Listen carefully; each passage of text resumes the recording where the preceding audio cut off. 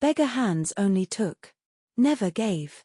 That was the rule of survival in the outer ring of Elverdrawn City, the district where money flowed faster than the river. But unlike the river that blessed all, that money only remained in the hands of the few. But no one told Erynn that. She sat in a damp alley, dressed in a tunic whose sackcloth brown had turned a dingy green, her feet dark with street grime, and cheeks hollowed by hunger. She knew no better. No adult was around to teach her the ways of a beggar. It was just her, a dry quarter loaf of bread a merchant had tossed her when she had traveled along the dock looking for scraps, and the small dog that had crept down the alley, sniffing. Just as she had done moments prior.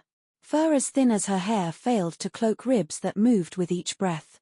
The fur looked dry, matted, and had dark splotches across it. The dog was small too. So small that Erynn could have picked him up. The eyes were large for its head, just like her own, and all the kids she met of her height. They were pleading eyes. Hopeful eyes. Desperate eyes. She knew that look, too. She knew about the deep ache.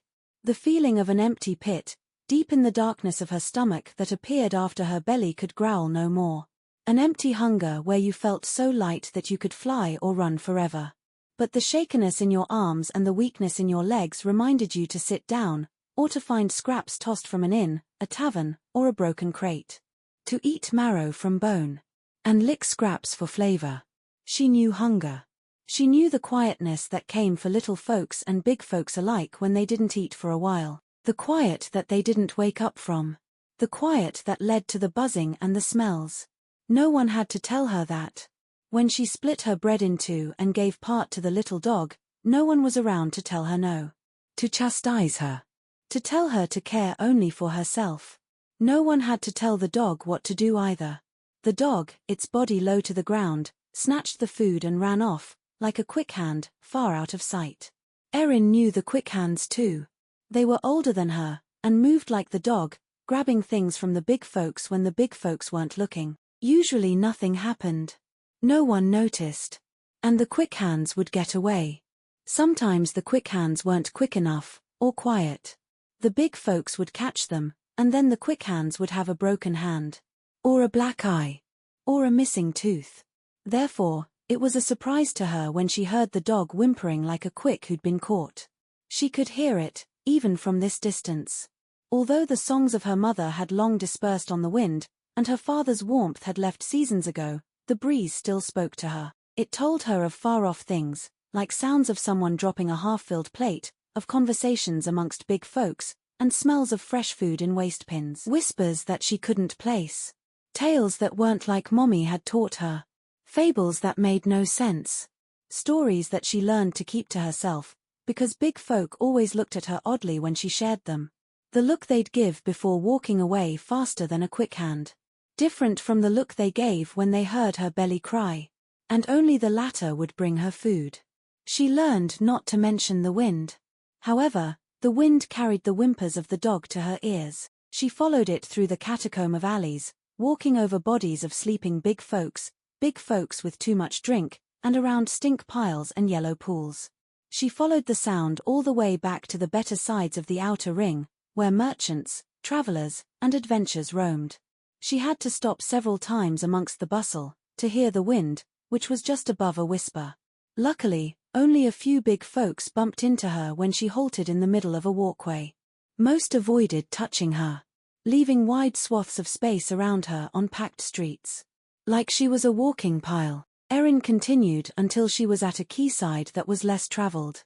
The stone walkway with its rope fence overlooked the river, but it was a distance away from the main port and the shops with all the good smells. A small pier jutted out of the walkway. There were several of these piers, reaching out into the river like fingers for a tossed crust.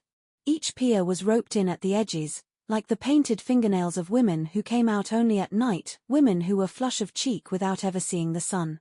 Fancy people would stand on the pier and look at the river. One time, Erynn saw a person paint the picture of a couple on one of these piers. The woman was dressed in a dark red. She looked pretty. The man looked strong. They looked happy. Words. Back then, before the dancing, the men showed their sharp shiny sticks, just like the fangs these dogs showed her. Erynn hated those men. She growled back at the dogs, like her father did, But it did not dissuade them. She remembered that the bad men didn't respond until Daddy had his shiny stick. She glanced around and saw a broken crate nearby. She ran to the crate and heard the sounds of a growl getting closer, paws slapping against the ground. Her small hands fumbled around, finding a broken slat. She spun, just in time to see the grey dog charging her. She swung with both hands, whacking him on the snout. He growled. She growled back. Before she could swing again, it ran off whimpering. Just like the first man her father had struck. The one that dropped the bag of gold rounds. Erynn focused on the bigger bully, whose eyes darted between her and the small dog. She ran, dirty feet and toes digging into the textures of the cobblestone, giving her speed she didn't know she had. The speckled white and brown dog charged. They clashed, with Erynn hitting the dog on its pointed ear. The effect wasn't the same as when she hit the other dog in the nose.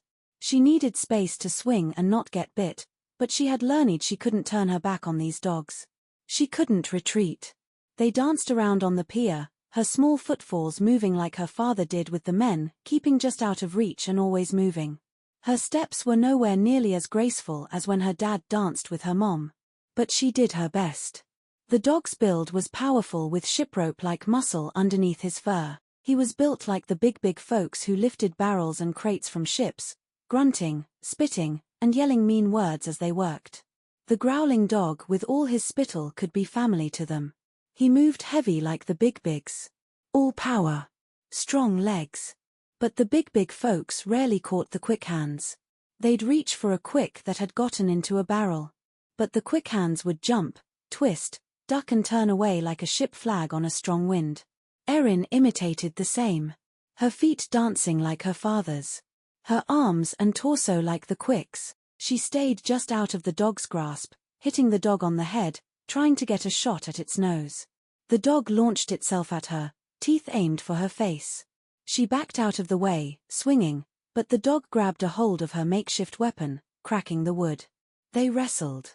The dog nearly threw her off her feet with a hard tug. He whipped his head about like he was clearing water from his fur. Or like he was ending the life of a shiprat. The shake almost ripped the stick out of her hands. She held on for dear life. He tried to shake again. But Erynn saw it coming. Like when the bigs would rear back before swiping at a quick hand. Erynn yanked with all of her might. The dog shook. The plank slid past fangs like a ship leaving dock.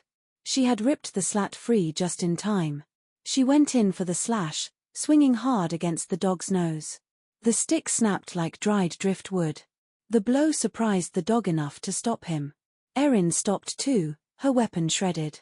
But her pause, her moment of surprise, was longer than the dog's. It launched itself at her. She raised her arm, shielding herself. Teeth gained purchased and bit in. She screeched, as unyielding teeth clenched her arm, spiking pain through her body. Her high-pitched squeal ended in a whistle, followed by a sudden gust. Her fingers curled around what was left of the jagged plank. With the sharp edge pointed down, she hammered the stick again and again, into soft parts like when mother would cut meat. Or when father rolled around on the floor with the stout man. The jagged plank found purchase in the dog's eye.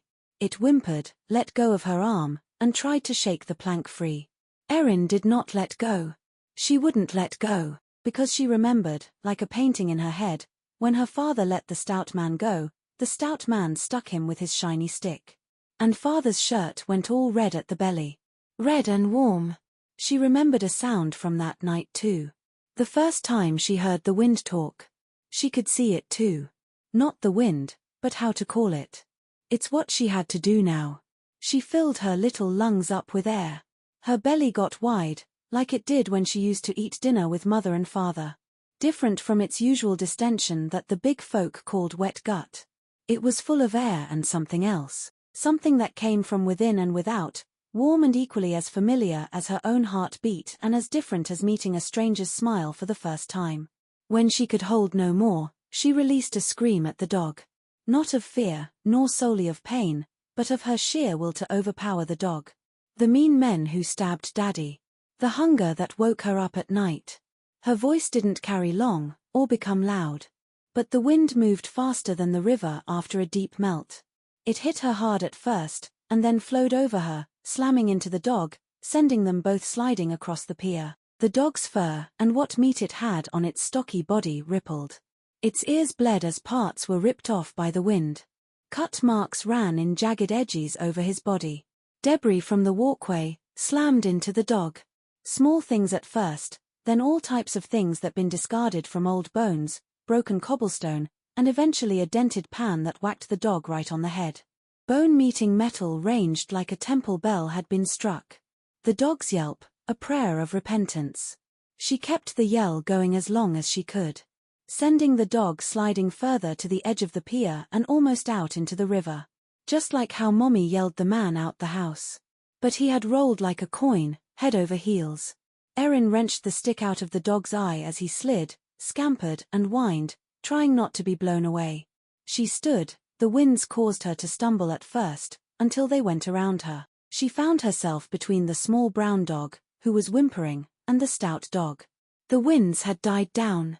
Her throat hurt, and when she tried to yell at the dog her voice came out coarse and dry, like stone rubbing against stone.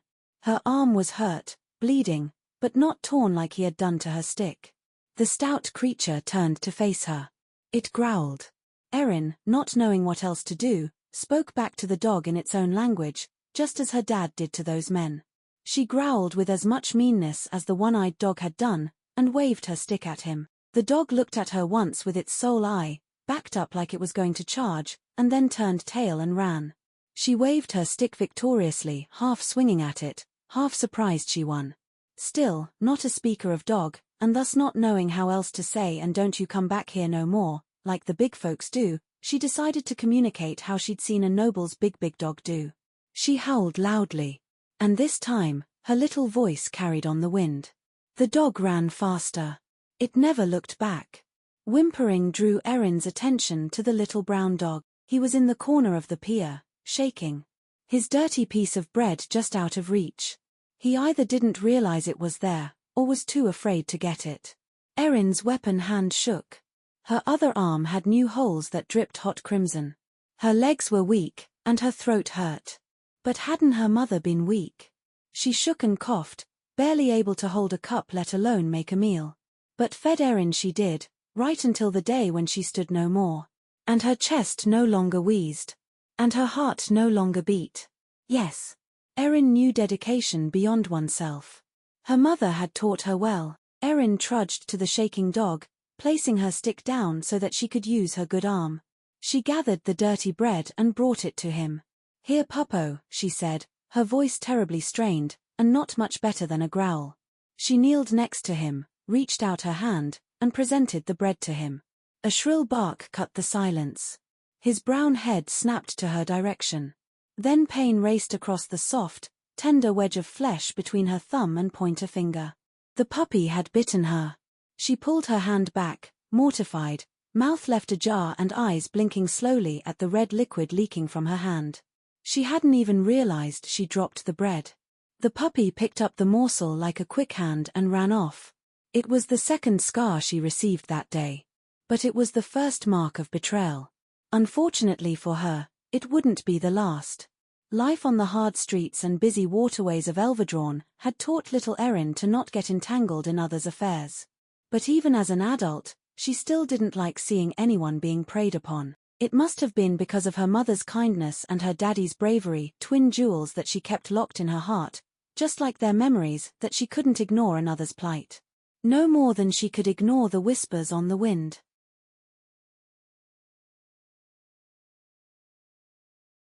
To be continued. That was Hunger, Then Howl, in a Forgotten Realm. I hope you enjoyed the journey. Erynn's story continues in Patience and Surprise, in a Forgotten Realm, coming soon to Kindle and Audible.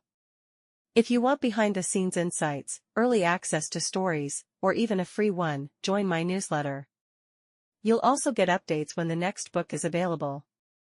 Click the link in the description to sign up. Thank you for listening.